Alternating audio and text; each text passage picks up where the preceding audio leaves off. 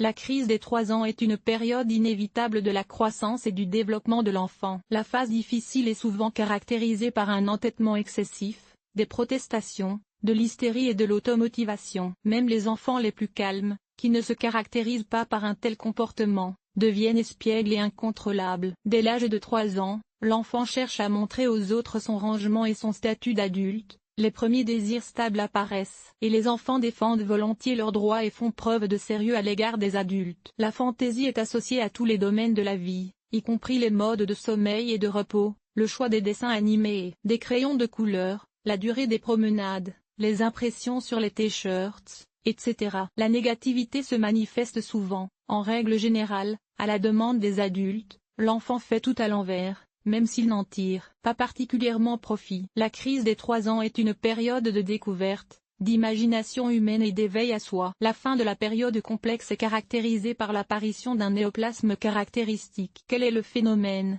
Quelles sont les causes de l'apparition des difficultés? Qu'est-ce qui est attribué au changement? Orientation personnelle, la conscience, indépendance, l'estime de soi, identification personnelle comme d'autres étapes importantes de la vie. La crise des 3 ans présente un ensemble de symptômes particuliers. Il s'agit des principaux symptômes caractéristiques de la plupart des enfants. C'est précisément lorsque l'ensemble ou la majorité de ces phénomènes apparaissent que l'on peut parler de début de crise dans le comportement de l'enfant. Le négativisme. Il ne s'agit pas d'une simple désobéissance, mais d'un désir de faire le contraire. Dans les cas extrêmes, le négativisme peut aller jusqu'à l'absurde. Le t-shirt n'est pas noir, mais blanc, l'animal de compagnie n'est pas Jack, mais Baïkal, etc. Les enfants peuvent même réaliser leurs désirs à l'avance. L'entêtement. L'enfant insiste pour obtenir quelque chose, non pas parce qu'il le veut vraiment, mais parce qu'il l'a dit à un adulte. Par exemple, si la mère est chargée d'aider à transporter le sac lourd à la maison, l'enfant ne renonce jamais à sa parole. Lorsque ses parents essaient objectivement de lui faciliter la vie, il commence à s'entêter. L'entêtement. Elle s'exprime par une protestation impersonnelle. L'enfant se rebelle contre tout et nie l'importance de choses et d'actions qui faisaient auparavant partie intégrante de sa vie. Volonté propre. L'enfant en crise essaie de faire preuve d'indépendance en toutes choses. L'aide des autres n'est pas acceptée, même à condition qu'ils ne réussissent pas du tout. Tyrannie. Certains enfants semblent délibérément chercher la force de leurs parents. Les scandales irrationnels et les crises de colère. La manipulation et les ruses sont des actions qui peuvent les déséquilibrer sur le plan émotionnel. La jalousie. La crise se manifeste souvent par l'exigence d'un membre de la famille de donner au reste des membres une attention non représentative. Dépréciation. Les enfants de 3 ans font preuve d'une agressivité irrationnelle à l'égard de tout ce qui les entoure. Chaque fois que cela est possible, ils peuvent démolir des images mémorables, endommager leurs jouets préférés ou faire fermer les animaux de la maison. Les enfants apprennent à exprimer avec plus de précision leurs attitudes à l'égard de leur environnement. À ce stade du développement, la néoplasie psychologique est inévitable, des changements mentaux et sociaux dans la conscience de l'enfant. Jusqu'à l'âge de 3 ans, les enfants ont une attitude objective face à la réalité de leur environnement. Ils connaissent les différents objets, signes et rendez-vous. Cependant, avec le temps, il arrive un moment où l'enfant accumule de nouvelles informations et est prêt à répéter les manipulations des adultes. Un désir attrayant de mettre en pratique ses désirs, ses motifs et ses motivations, de faire preuve d'activité et de faire émerger de nouveaux modèles de comportement. La soif d'indépendance et la mise en place d'une situation de crise. Bien que les enfants maîtrisent encore leur matière et leur forme de communication, principalement avec les adultes, la principale différence avec le stade de développement précédent est l'éveil de la subjectivité. En conséquence, tous les néoplasmes de la période de crise sont liés, tels que l'orientation personnelle,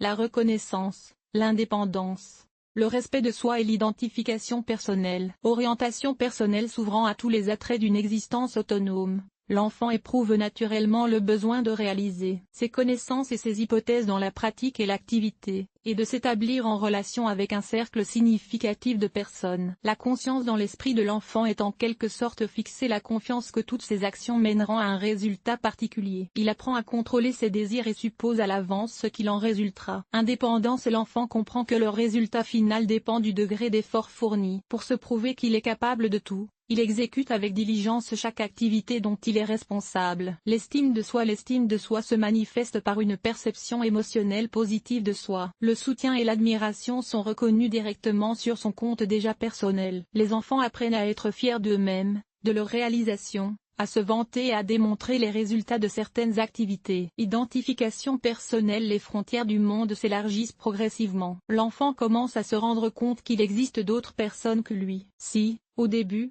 les enfants sont méchants et n'ont besoin d'attention que pour eux-mêmes, ils apprennent plus tard à analyser pourquoi. Quelqu'un reçoit plus d'amour et, en fonction de cela, à changer leurs activités et leurs attitudes à l'égard des autres. À la fin de la crise des 3 ans, les humeurs et les tensions de l'enfant diminuent considérablement. Il devient plus calme et plus rationnel, se sent responsable de ses actes et commence à présumer de la manière d'obtenir de meilleurs résultats. Malgré la valeur de l'indépendance et de l'isolement par rapport aux parents, l'enfant reconnaît qu'il y a certaines règles et restrictions à respecter et les accepte. La formation et le développement du caractère d'un enfant à tous les stades de sa croissance dépendent des styles d'éducation et des modèles de comportement des adultes qui l'entourent. Il est important que les parents comprennent pourquoi leur enfant est devenu méchant et de mauvaise humeur. Ensuite, il faut établir avec lui une relation qui n'exacerbe pas la situation. Les enfants de cet âge ne peuvent pas se montrer agressifs chaque fois que leur bébé n'est pas d'accord avec eux. C'est la seule façon de contribuer au développement harmonieux de sa personnalité. La crise des 3 ans est une période complexe mais inévitable dans la vie de chaque enfant. Elle se caractérise par des symptômes naturellement négatifs, entêtement,